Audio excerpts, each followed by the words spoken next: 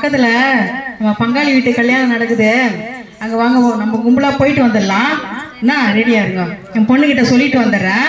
வாங்க அம்மா. சுந்தரம்மா, அம்மா பக்கத்துல நம்ம சொந்தக்காரங்க பங்காளி வீட்டு கல்யாணம் நடக்குது, அங்க போயிட்டு வந்துடுறேன் நானு. தம்பி உள்ள தூங்கி நினைக்கிறான், அவனை பத்திரமா பாத்துக்கோ. சரிம்மா, போயிட்டு வரேன். சுந்தரம்மா, சுந்தரம்மா, சுந்தரம்மா, கல்யாணத்துக்கு போனோம் இல்லையா, அங்க போயிட்டு நாங்க பாத்துட்டு வர சொல்ல உங்க அம்மா கார் அடிச்சு அங்கே பாட்டிலேயே காலி ஆயிட்டாங்க. ஐயோ, என்ன சித்தி சொல்றீங்க? ஆமா, இறந்துட்டாங்களா? ஆமாமா. ஐயோ, என் தம்பியும் என்னையே வர எங்க அம்மா தனியா விட்டு போயிட்டாங்களே. இனி என் தம்பியை நான் எப்படி வளர்ப்பனே தெரியலையே கடவுளே. இன்னைக்கு அப்புறம் என்னெல்லாம் பண்ண போறனோ தெரியலையே. 20 வருஷத்துக்கு பிற்பாடு. தம்பி சொல்லுக்கா. தம்பி என்ன சொல்ல, நம்ம 2 பேருமே சின்ன வயசா இருக்கும் போதே நம்ம அம்மா இறந்து போயிட்டாங்க.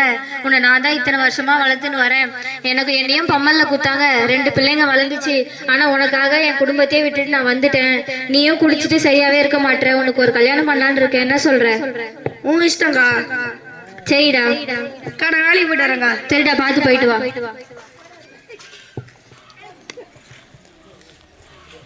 டேய் தம்பி, சொல்லுக்கா. நான் சொன்னல உனக்கு ஒரு பொண்ணு பார்த்துருக்கேன்னு சொல்லிட்டு. ஆமாக்கா. உன் மூஞ்சுக்கு ஒரு பொண்ணு கூட கிடைக்கவே இல்லடா. உன் மூஞ்ச பார்த்தோன்னே எல்லா பொண்ணுங்களும் தெரிச்சு ஓடுது. கடைசியா பொந்தாக்குழி மாதிரி ஒரு பொண்ணு கிடைச்சிருக்கு. அவளை நீ தான் பாத்துக்கணும், அவளை தான் நீ கட்டிக்கணும். சரிக்கா, உங்க இஷ்டம்க்கா. சரிடா. அம்மா இங்க பாரு, அவனை 20 வருஷமா நான் தான் வளர்த்துனுக்கிறேன். சின்ன வயசுல இருந்தே நாங்க 2 பேருமே அம்மா இல்லாத தான் வளர்ந்தோம். இதுக்கப்புறம் அவனை நீ தான் பாத்துக்கணும். சரிங்க, போயிட்டு வரமா. சரிங்க.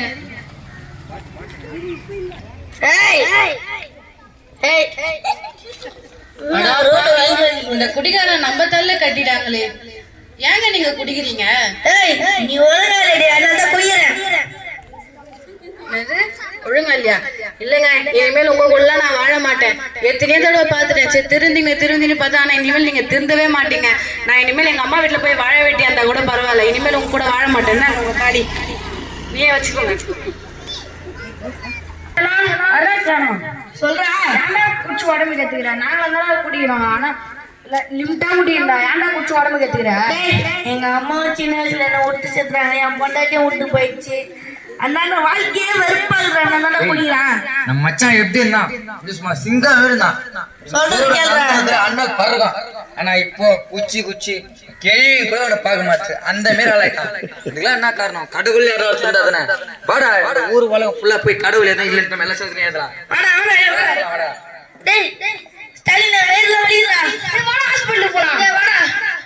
எனக்கு வேலை இல்லை, நான் போயிட்டு வந்துடுறேன்.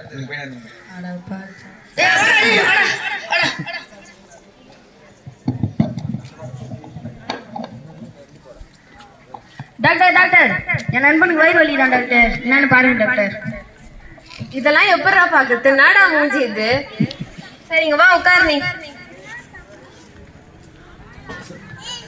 டாக்டர் எப்படியாச்சும் என்ன காப்பாத்துங்க டாக்டர். இரு பாக்குறேன்.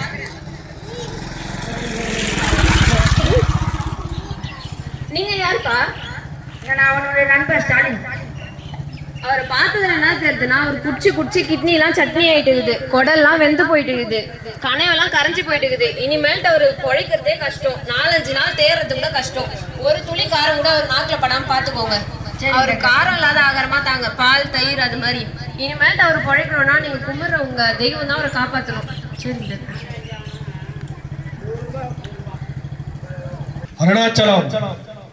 அருணாச்சலம், நானே உன் தேவனாகிய கர்த்தர். உன் பாவங்கள் மன்னிக்கப்பட்டது. நான் ஒரு பாவியாச்சே, என் பாவி இப்படி மன்னிக்கப்படும்? நான் குடிக்கிறவனாச்சே. 2000 ஆண்டுகளுக்கு முன்பாக உங்களுக்காக தன் ஜீவனையே கொடுத்திருக்கிறேன். என்னை பின்பற்றி வா, என் வார்த்தையை சொல். என்ன உலகம் பூரா சத்தியத்தை சொல்லி மக்களை வழிநடத்து. சரி ஐயா, நீங்க சொன்ன மாதிரியே பண்றேன். உன் பாவங்கள் மன்னிக்கப்பட்டது. உன் பாவங்கள் மன்னிக்கப்பட்டது. உன் எல்லா வேதியிலிருந்து உன்னை சுதந்திர என்னுடைய வார்த்தையை உலகம் முழுவதும் சொல்லு. மக்களுக்கு என்னுடைய ஊழியத்தை செய். சரியா ஸ்டாலினா? ஸ்டாலினா, என்னடா மூஞ்சில வேர்த்து போயிருங்க. டேய், நான் இயேசு நேர்ல பார்த்தேன்டா. டேய், என்னடா லூசுமே பேசிங்க. டேய், நிஜமாடா இயேசு நான் நேர்லயே பார்த்தேன்டா. நம்மலாம் கடவுள் இல்லன்னு ஊர்ல சுத்தி கிடக்குறான். டேய் நிஜமா என் கண்ணு இருக்கேன்டாரா, எனக்கு பரிபூர்ண சூத தண்டாரா. டேய் புலம்பி கிடக்குறா. டேய் நிஜமா நீ வா வா, உலகம் முழுக்க கத்திர பற்றி சொல்ல வா ஓடியா. முதல்ல எனக்கு பசிக்குது, போய் அங்க தெருவுக்குள்ள ஒயிட் கலர்ல இருக்கும், அங்க போய் பிரியாணி சாப்பிடலாம். டேய் அதெல்லாம் சாப்பிடக்கூடாது நீங்க. டேய் ஏசு எனக்கு சொந்தம் தந்தார, எது வேணுமோ சாப்பிடலாம்டா. வாடா நீ வாடா முதல்ல வாடா. கத்தருக்கு சுத்துறோம். நான் சின்ன வயசுல இருக்கும்போது எங்கள் அம்மா என்னை விட்டு செத்துட்டாங்க. எங்கள் அக்காலாம் என்னை பார்த்துருந்தாங்க. அப்போ நான் நிறைய குடிக்க ஆரம்பிச்சு எனக்கு ஒரு கல்யாணத்தை பண்ணி வச்சாங்க. என் ஒய்ஃபை என்னை விட்டு போயிடுச்சு. நான் வந்து குடிக்க ரொம்ப ஸ்டார்ட் பண்ணேன். அதுக்கப்புறம் எந்த டைமுமே இல்லைன்னு செவுத்தெல்லாம் போய் ஏறலான்னு போகும்போது எனக்கு வந்து பயங்கரமான வயிறு வலி. அப்போ வந்து ஹாஸ்பிட்டலில் போய் அட்மிட் ஆகும்போது இவன் 2 நாள் கூட தாங்க மாட்டான், செத்துருவான்னு சொன்னாங்க. ஆனால் கத்திர எனக்கு பரிபூர்ண விடுதலை தந்தது. நீங்களும் கத்திர நமக்கு கத்திர உங்களுக்கு விடுதலை தருவார். தேவனுடைய பிள்ளைகளே, ஒரு குறு நாடகத்தை பார்த்தீங்க. ஏதோ பிழைப்புக்காகவோ அல்லது கிறிஸ்தவத்தை விளம்பரப்படுத்தவோ இதை செய்யல. நிஜமா நடந்த ஒரு சம்பவம். சென்னை மதுரவாயல் பகுதியில் இருக்கிறதான அவருடைய பெயர் பால் அருணாச்சலம். சிறு வயதிலே அவங்க தாயார் அவரை விட்டு மரித்து போனாங்க. சொந்த அக்கா தான் எடுத்து அவங்கள கஷ்டப்பட்டு வளர்த்து ஒரு அளவுக்கு ஆளாகி சென்னையில் இருக்கிற ஆர்பர்ல நல்ல வேலையில கொண்டு போய் சேர்த்தாங்க. திருமணம் ஆச்சு. வாழ்க்கையில சில பிரச்சனை போராட்டத்து நிமித்தமா அவர் 24 மணி நேரம் குடிக்க ஆரம்பித்து குடலெல்லாம் அழுகி போயிடுச்சு. கிட்னி எல்லாம் அதாவது ஒன்றும் செயல்பட முடியாதபடி போய் சென்னையில் இருக்கிற GH ஹாஸ்பிட்டல் போய் அவர் அட்மிட் பண்ணாங்க. டாக்டருங்க சொன்னாங்க அவர் ஒரு 2 வாரம் தேர்றது கூட கஷ்டம், அவருக்கு காரம் ஆகாரம் ஒன்றும் கொடுக்காம பார்த்துங்கன்னா.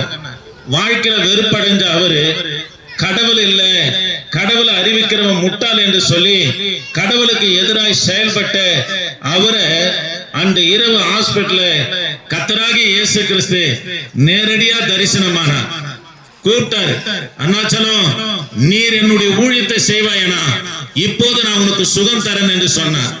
கர்த்தருக்கு தன் வாழ்க்கையை ஒப்பு கொடுத்துட்டு தன் நண்பனா இருக்கிற ஸ்டாலினை 2 பேரும் சேர்ந்துதான் கிராமங்கள் தோறும் ஊர்கள் தோறும் போயிட்டு கடவுள் இல்லை கடவுள் இல்லை கடவுள் இல்லை கடவுள் இல்லை என்று சுவரெல்லாம் எழுதினவங்க தன் நண்பரிடத்துல சொல்றாரு, கர்த்தர் இந்த இரவு என்னை சந்தித்தாரு, எனக்கு சுகம் கொடுத்தாரு என்று சொன்ன உடனே அதுக்கு சொன்னாரு, நம்ம கடவுளே இல்லை என்று சொல்லுகிறோம், நம்மிடத்துல கர்த்தர் பேசுறாரு.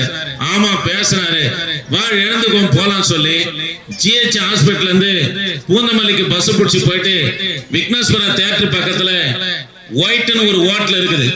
பிரியாணிக்கு நல்ல பேர் போன கடை. இன்னமும் பூந்தமல்லி பக்கத்துல அந்த ஹோட்டல் இருக்குது. அங்க போனாங்க. நல்ல காரமான பிரியாணி சாப்பிட்டாங்க.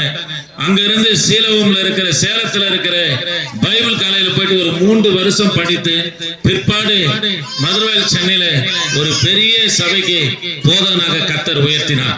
ஆக இந்த வார்த்தை கேட்கிற எனக்கு அன்பான தேவனுடைய பிள்ளைகளே, முடிந்து போன உன் வாழ்க்கையை கர்த்தர் துளிரும்படி தழைக்கிற தேவன்.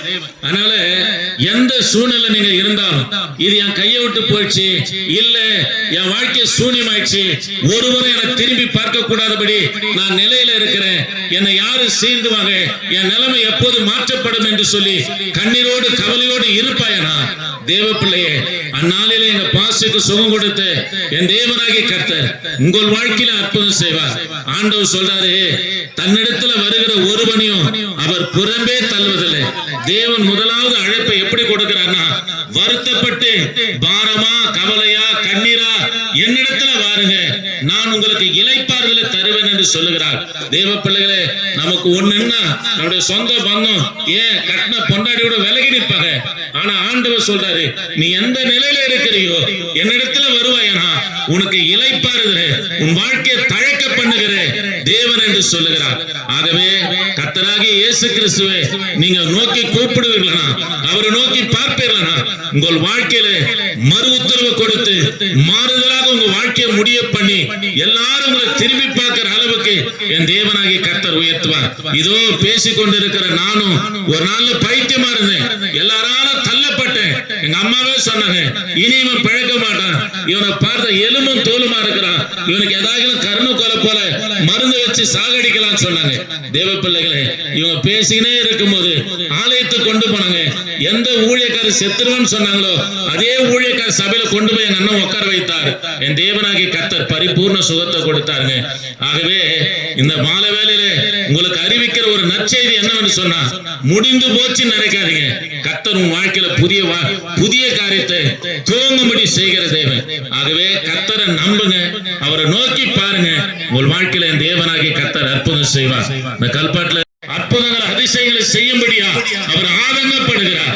ஏனென்று சொன்னா 2000 ஆண்டுகளுக்கு முன்பதாக உங்களுடைய பாவங்களுக்காக என்னுடைய பாவங்களுக்காக கல்வாரி சிலுவையிலே பூமிக்கு வானத்திற்கு அந்தரத்திலே 3 மணி நேரம் தொங்கி தன் ஜீவனை கொடுத்து 3ஆம் நாள் உயிர்த்தெழுந்த தேவன் அவர் உங்களுக்கு இளைப்பாறுதலை தருவார், சுகத்தை தருவார், ஆசுவத்தை தருவார். உங்கள் வாழ்க்கையில் ஒரு மாறுதலை என் தேவனாகிய கர்த்தர் உண்டு பண்ணுவார்.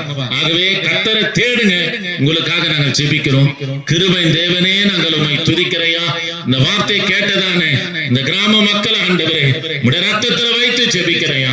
கர்த்தர் நீங்க தொடுவீராக, கர்த்தர் நீங்க தொடுவீராக வழிநடத்துங்க. இயேசு நாமத்தில் ஜெபிக்க நல்ல பிதாவே, ஆமென். Praise the Lord. உங்களுக்காக ஜெபிக்கிறோம். கர்த்தர் பெரிய காரியங்களை செய்வார்.